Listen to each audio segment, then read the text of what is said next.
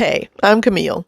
I believe makeup should be fun at any age, and I'm here to help you wear what you love while making it look fabulous. No rules, no pressure, just easy beauty tips that actually work. Welcome to my quick and easy everyday makeup tutorial. In just 15 minutes, I'm going to show you how to get a fresh, natural look that works for any occasion. Whether you're heading to work, running errands, or you just want to feel put together without spending forever in front of the mirror, this routine is simple, effortless, and it looks like real skin. We're starting out on clean, moisturized skin. Since I'm going for a natural look, I'm not going to use a heavy foundation. Instead, I'm going to use a tinted moisturizer. Tinted moisturizers offer a light coverage that will even out the skin tone while still looking like skin. I'm using the Bare Minerals Complexion Rescue today in the color Wheat 4.5. By the way, if you're in the US, you might see that little shopping link pop up on your screen. That's where you can find the products that I'm using today. And if you don't see it, no worries, I've linked everything in the description too. Now, for the most natural look with this, you're going to want to use your fingers. Something about the fingers and the warmth from your hands is really going to blend that in and make it look seamless. Now that we've got a nice natural looking base, let's go ahead and add some warmth. For this, I'm going to use a mattifying bronzer. This is going to be key to our look because it's going to allow us to get some natural warmth to the face. We can add dimension if we want to, give ourselves a quick and easy sun-kissed look without all the glitter and shimmer. For a natural look, you want to apply this where the sun would naturally hit your face. Forehead, nose, cheeks. All right, let's go ahead and grab an eyeshadow brush. We want like a big fluffy one like that. And because we love a good time-saving trick, I'm using that same bronzer as eyeshadow. Just a little bit will add soft definition around the eye and pull this whole look together. Remember, if you have hooded eyes, you want to go ahead and blend this slightly above the crease to create that illusion of a more open eye. Now, let's take that same bronzer with a tiny little smudger brush and we're going to frame underneath the eye. Lining the bottom lash line can make the eyes look more defined and add structure to the overall look. So far, we've only used 2 products, and next up is blush. For this, you want to choose a soft, natural matte shade that brings back warmth to your skin like a real sun-kissed glow would. For the most natural effect, you're going to want to apply this where the skin naturally flushes and also where the sun naturally hits your face.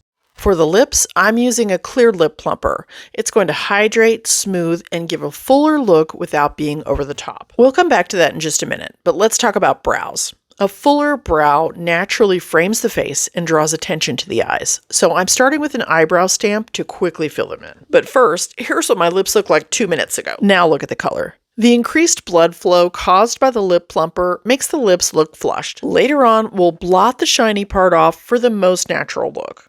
Okay, let's go ahead and frame those eyes with the eyebrows. If you have full brows already, you can just skip this section.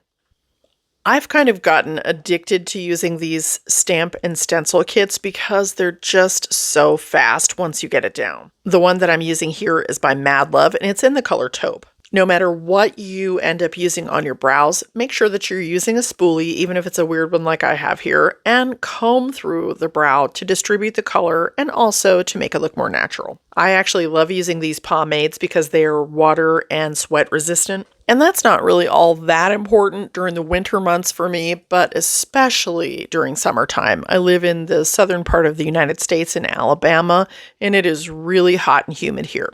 Let's go ahead and move on to curling and lifting the lashes. Lash curling is really important, even before mascara or if you're not planning on wearing mascara, because it instantly opens up the eyes and makes you look more awake.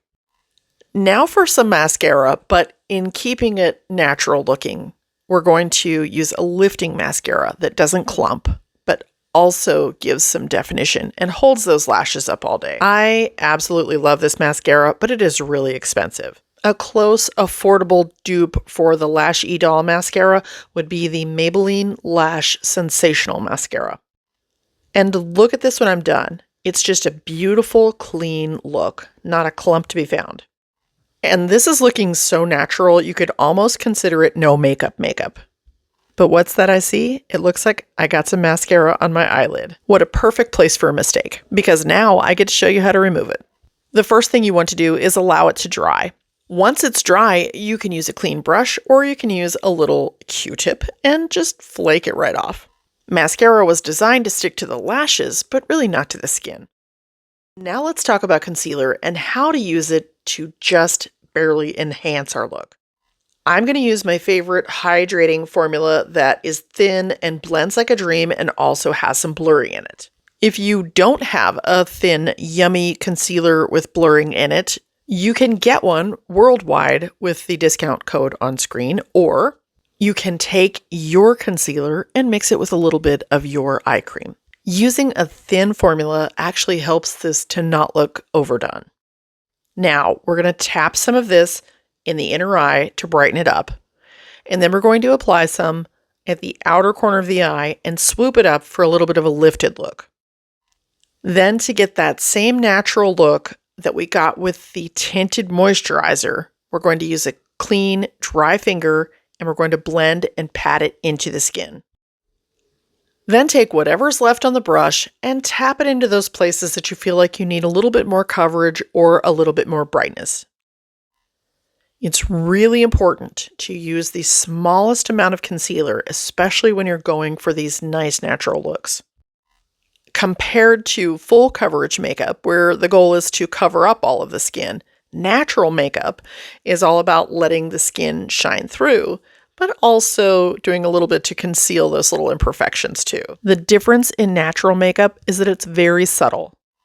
Let's go ahead and subtly finish this other under eye. And you may have noticed that I'm using little tiny tapping motions. Little tiny tapping motions will give you more of a natural skin-like finish.